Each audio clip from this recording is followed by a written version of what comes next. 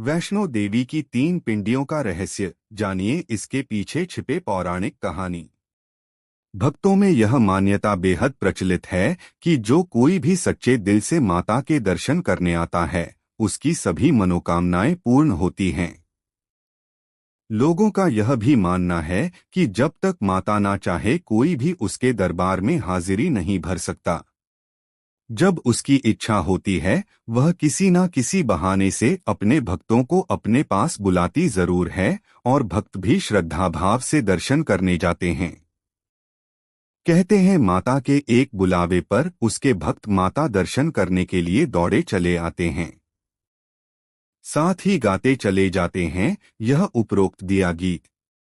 माता का भक्तों के साथ अटूट प्रेम है, तभी तो कठोर परिश्रम करके पर्वतों की गोद में बसे वैष्णो माता मंदिर के दर्शन करने के लिए भक्त जाते जरूर हैं।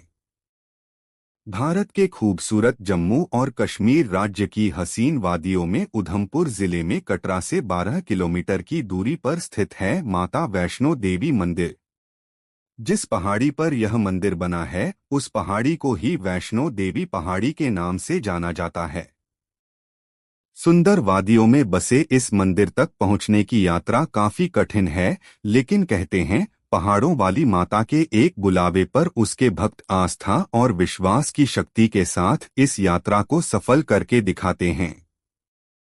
माना जाता है यहाँ आने वाले निर्बलों को बल, नेत्रहीनों को नेत्र, विद्याहीनों को विद्या, धनहीनों को धन और संतानहीनों को संतान का वरदान प्रदान करती है पहाड़ों वाली माता।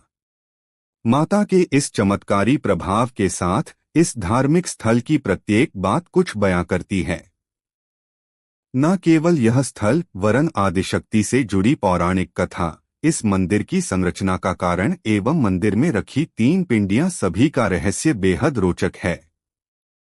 माता से जुड़ी एक पौराणिक कथा काफी प्रसिद्ध है, जो माता के एक भक्त श्रीधर से जुड़ी है।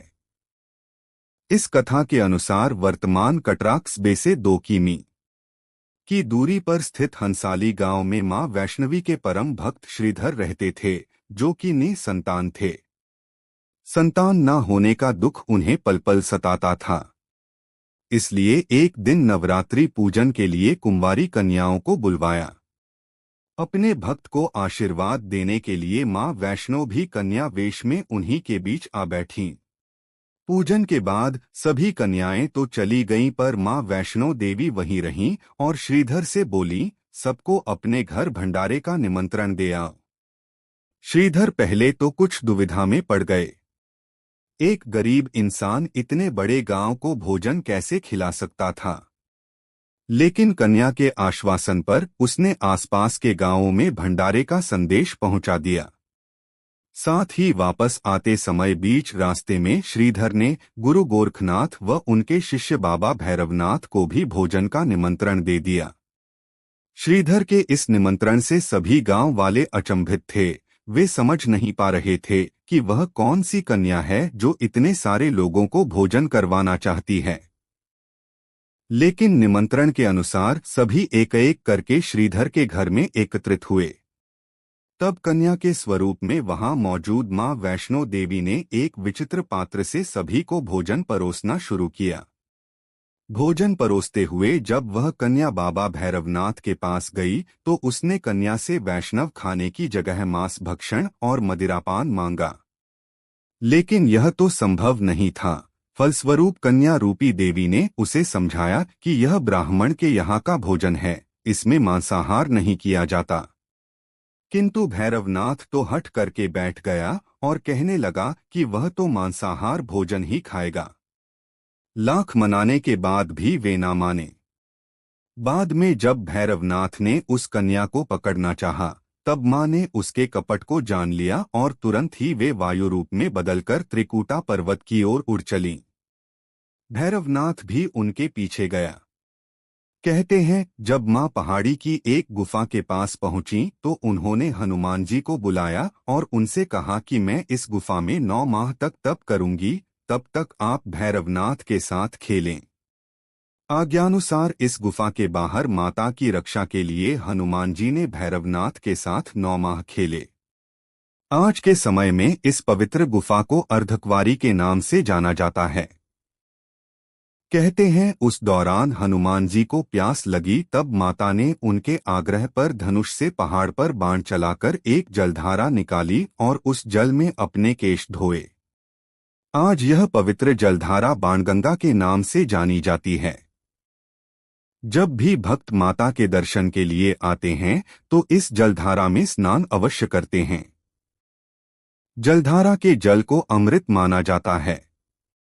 कथा के अनुसार हनुमान जी ने गुफा के बाहर भैरवनाथ से युद्ध किया, लेकिन जब वे निढाल होने लगे तब माता वैष्णवी ने महाकाली का रूप लेकर भैरवनाथ का संहार कर दिया।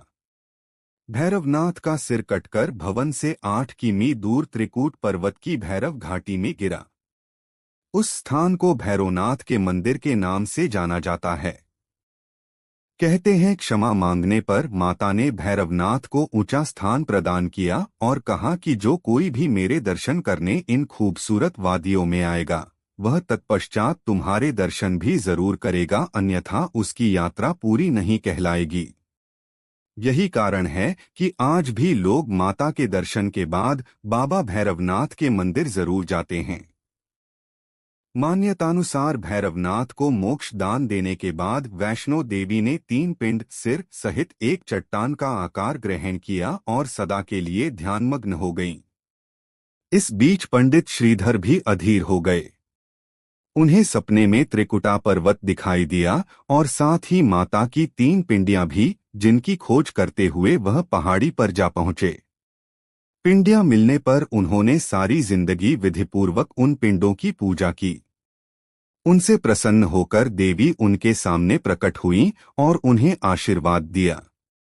तब से श्रीधर और उनके वंशज ही देवी मां वैष्णो देवी की पूजा करते आ रहे हैं।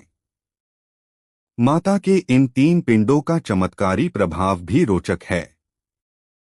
यह आदिशक्ति के 3 रूप माने जाते हैं। पहली पिंडी मां महासरस्वती की है, जो ज्ञान की देवी हैं। दूसरी पिंडी मां महालक्ष्मी की है, जो धन वैभव की देवी हैं। और तीसरी पिंडी मां महाकाली को समर्पित है, जो शक्ति का रूप मानी जाती हैं।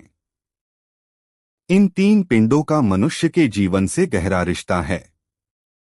जीवन को सफल बनाने के लिए विद्या, धन और बल तीनों ही जरूरी होते हैं। इसलिए इन्हें हासिल करने के लिए भक्त कठोर परिश्रम कर पहाड़ियों की यात्रा पूर्ण करता हुआ माता के दरबार में पहुंचता है। जो जितने उत्साह से इस यात्रा को पूरा करता है, माता का आशीर्वाद उतना ही उस पर बढ़ता चला जाता है।